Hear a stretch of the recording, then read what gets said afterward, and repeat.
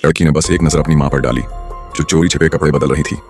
अगले ही पल उसे एहसास हुआ कि उसकी माँ शायद वैसी नहीं है जैसी दिखती है, क्योंकि जब भी माँ शिकार पर निकलती तो हमेशा एक जंगली नरसुअर को साथ ले जाती और बिना कुछ कहे चुपचाप गाड़ी में बैठकर चली जाती। फिर दूसरे दिन थकी हारी हालत में घर लौटती, लेकिन अजीब बात यह थी कि वह नरसुअर हर बार गायब हो जाता और माँ के कपड़े खून से लथपथ रहते। इन अजीब सायों ने लड़की को शक में डाल दिया। माँ का राज जानने के लिए लड़की ने तय किया कि इस बार वह माँ का पीछा करेगी। जैसे ही माँ सुअर को लेकर घर से निकली, लड़की चुपके चुपके गाड़ी के पीछे पीछे चल दी। माँ गाड़ी लेकर एक सुनसान जंगल में पहुंची। लड़की के होश उड़ गए जब उसने देखा कि माँ अपने साथ पिता को भी वहां ले आई है। दोनों ने मिलकर उस सुअर को उठाया और जंगल के भीतर की ओर बढ़ गए। लड़की भी धीरे धीरे उनका पीछा करने लगी। कुछ ही देर में उसने एक डरावना दृश्य देखा। पिता जमीन पर घुटनों के बल बैठे थे और उनकी गर्दन लोहे की जंजीर से कसकर बांध दी गई थी। ये किसी रहस्यमयी रस्म जैसा लग रहा था। माँ के वहां से हटते ही लड़की लोहे के दरवाजे की झिड़ी से अंदर घुस गई, लेकिन तभी माँ ने उसे पकड़ लिया और घबराकर तुरंत वहां से दूर जाने को कहा।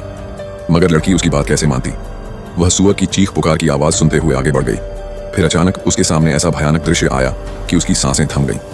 उसका शांत और दयालु पिता एक खूंखार भेड़िया आदमी में बदल चुका था। ये देखकर लड़की का दिमाग सुन्न हो गया। घबराहट में उसे दम घुटने लगा और वह बेहोश होकर गिर गई। शुक्र था कि माँ समय पर पहुंची और उसे वहां से उठा ले गई। लेकिन अगले ही दिन सुबह लड़की ने पिता को मेज पर बैठे हुए देखा। उनका चेहरा खाली और अजीब सा था। वे बेटी को कुछ समझाना चाहते थे, लेकिन शब्द नहीं मिल रहे थे, ताकि छोटी मेई की बचपन की मासूमियत पर कोई दाग न लगे। उसके नाना ने ठान लिया कि किसी दिन चुपचाप उसे यहां से ले जाएंगे। मगर जैसे ही माँ को इसका पता चला, उसने सख्त विरोध किया। गुस्से में उसने बूढ़े नाना को धक्का देकर किनारे कर दिया और इस पूरी घटना का इल्जाम भी उन पर मढ़ दिया। ये सुनकर नाना ने तय कर लिया कि अब वह इस मामले में बिल्कुल दखल नहीं देंगे।